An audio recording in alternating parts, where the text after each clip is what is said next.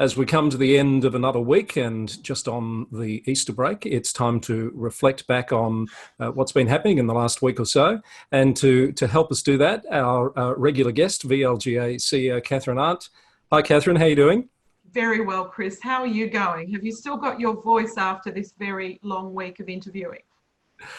Yes, I have. So far, I think a couple of days of resting the voice is probably going to be a good thing. But no, I've really enjoyed lots of great conversations in the past week, some of which you've been part of. How have you seen those episodes playing out? The feedback has been terrific. We've had such a diverse range of speakers, and yesterday we hosted our first panel discussion. We had the Victorian Ombudsman, Deborah Glass, and the Deputy Commissioner of IBAC, David Wolf, the former Chief Municipal Inspector, speaking with you and I about how the integrity agencies are working at this time during COVID-19. And that was, as you know, we've received an indication that that's getting widely viewed. And I think it's those conversations that are really important to be having at the moment. We've also had Charles Pekana, who's talked about the VLGA's Your Community and Country program, which is an initiative of the VLGA's with state government support, looking at increasing Aboriginal candidates and supporting Aboriginal candidates in the local government elections. So it was fabulous to have Charles speak with you the other day. This morning we had Tanya Kovac, the CEO of GenVic, talk about the work that they're doing and also the partnership that GenVic have with the VLGA. And I think the issues of gender equality and equity in a crisis are quite profound and come to the fore. And I think people should take the time to watch that interview with Tanya. We also heard from Deborah Wu, our Policy Officer for Women, talk about the local Women Leading Change program and the fact that that will now be delivered virtually. And we're looking forward to rolling that out perhaps in the next couple of weeks. So a couple of reflections from me on those. The integrity panel, I thought, was a terrific first panel. And what I was really pleased with was the level of interest from councillors out there in VLGA member land who submitted a number of questions covering a range of issues, weren't they? Yes, and it was one thing that we were really mindful of. We wanted to give councillors the opportunity to submit those questions beforehand, and we did. We got a lot of questions come through, and it was clearly a topic of interest. Next week, we hope that we might be able to host an interactive live panel with the Minister for Local Government, and that will enable our members to actually join in the conversation and submit their questions in live time. So we're looking forward to perhaps being able to do that next week. The Tanya Kovac interview that you mentioned, people might not have had a chance to look at that yet because it's one of the very last ones completed just before we've spoken. But I was really interested to hear how they've brought together now 80 organisations to sign that joint statement on gender equity and COVID-19. When I first heard about it, it was on 50, so it's really gathering ahead of steam and being taken notice of in the halls of both state and federal government.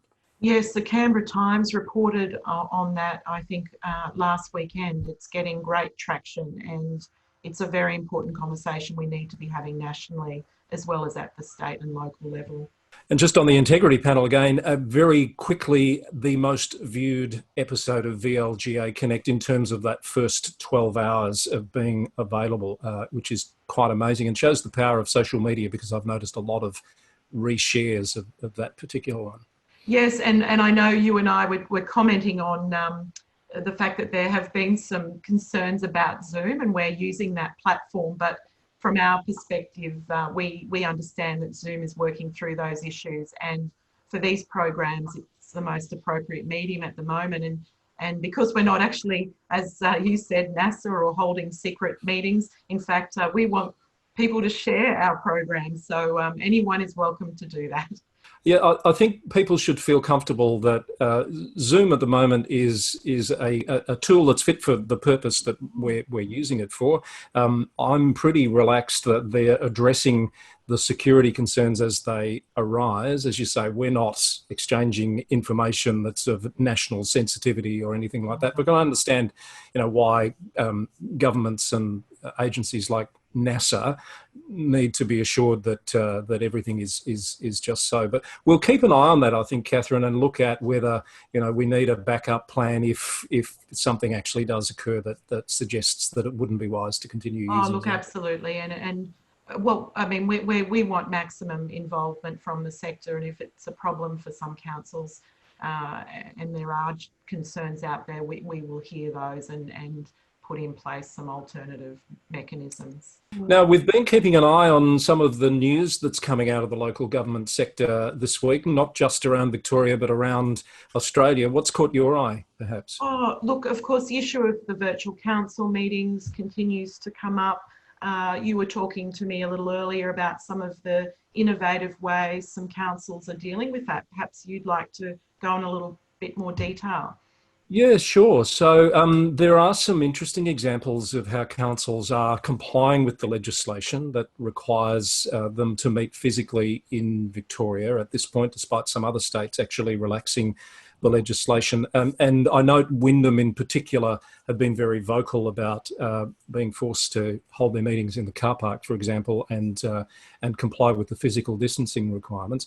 Good to see a shire council like Colac Otway this week testing live streaming and teleconferencing technology where they haven't done so in the past to run their planning committee meetings. So here's an example where people need to be engaged with the process and have a right to be submitters that speak to planning issues. So they've set up a new system where those submitters who want to speak to their submission can do so from their home via teleconferencing. Councillors still have to be physically in place to conduct the meeting and vote, etc., while observing the physical distancing requirements. But it is really good to see councils thinking outside the box to come up with new ways of both being safe but also being compliant. Yeah, and that's the beauty of programs like this as well. I mean, we had Peter Brown, the CEO of Colac Otway, on the other day, but if there are other councils out there doing innovative things, we'd love to hear from them as well. Now, a couple of councils have introduced some community and economic support packages. I believe Kingston Council has, Yarra. Was there anything else you wanted to talk about there that's come across your desk? Just to note that I think most councils have thought about this and responded in different ways. Understandably, have waited to see what the state and federal governments are going to do in terms of support packages. Two that caught my eye were Yarra and Brimbank. Brimbank particularly because they've released what seems to be a really well thought out and comprehensive recovery and response strategy that is really looking at the longer term, rather than the approach that some others have taken, understandably, to respond to the here and now and then follow up with further packages. So I think different councils will do it differently, but most are doing what they can. But it does raise an important issue, Kathryn, around the economics and the financial viability of councils in the longer term, especially with the pressure on some of them to provide rate relief, to turn off parking machines, which are a big source of income, etc. It's a really complex space right now, and I don't envy a lot of councils and the decisions they're going to need to be making.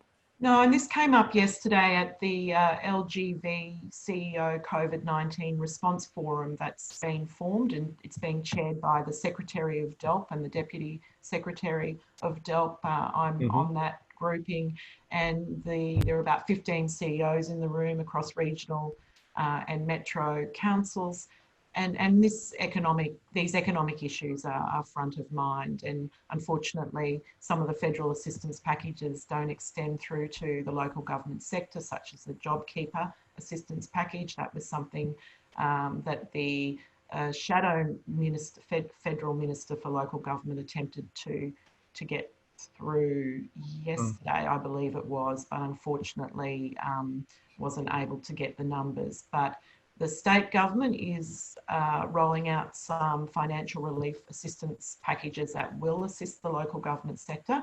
So stay tuned for some more information about those, hopefully next week. And I wonder whether that might be a good topic for a future panel discussion around just the whole economics of local government with all of these issues that are playing out around us on a daily basis. Absolutely. So those were some of the stories, I guess, of how councils are responding to, let me call it the negative side of all of this. A couple of examples, though, that have caught my eye, and there's an interview that people might not have seen yet that I've done with Councillor Colin Gates, the Mayor of Hobsons Bay, talking about how some councils are also trying to accentuate the positive, as the old song goes. And you've talked before about the kindness pandemic. It's really good to see that balance starting to appear as well. And it's really important that it does. And I'm not surprised because, my experience with the local government sector being the closest to the community is that there is a heart and a soul there that you don't necessarily get to see at those other levels of government. And for councils to be responding that way is something they do incredibly well. Two examples I might quickly cite. Mornington Peninsula Shire has launched a social hub via their library website, which has the aim of engaging and connecting socially the community in this current time. It's going to offer a whole heap of events such as the Social Distance Festival, which provides access to a range of online concerts, plays, readings, and theatre performances from around the world for free. So that's a nice one.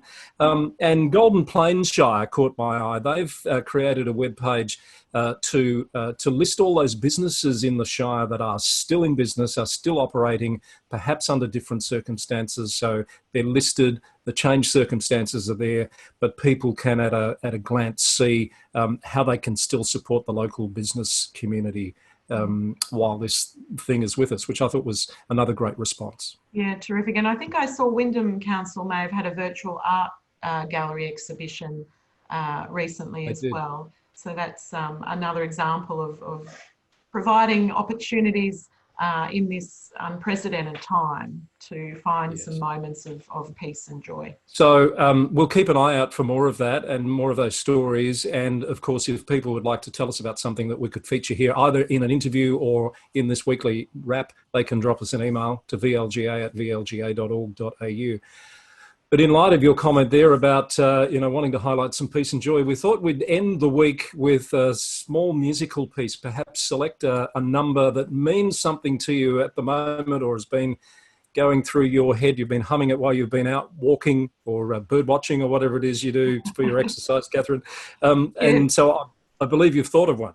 Look, I have, and I think, unfortunately, the great Kenny Rogers passed away recently, and this song had always made me smile, and I thought that some of the messaging behind it was actually quite meaningful for the situation that we find ourselves in today. So I thought that we could kick off with that great song, Islands in the Stream. Oh, classic song. I feel the radio presenter from way back coming out of me goes back to the mid to late 80s, written by the Gibb brothers, you may or may not remember, featuring the wonderful Dolly Parton and the late Kenny Rogers. Sadly, not just country music, but all forms of entertainment have been losing some pretty special people just of late. Country music's taken a real hit with Kenny Rogers, John Prine, Joe Diffie. Bill Withers, of course, passed away as well. So, I mean, it's just tragic, but let's remember how good Kenny and Dolly were together as we go out with a bit of Islands in the Stream. And Kathryn, thank you again for being with us. Great to talk. Thanks, Chris. That is what we are.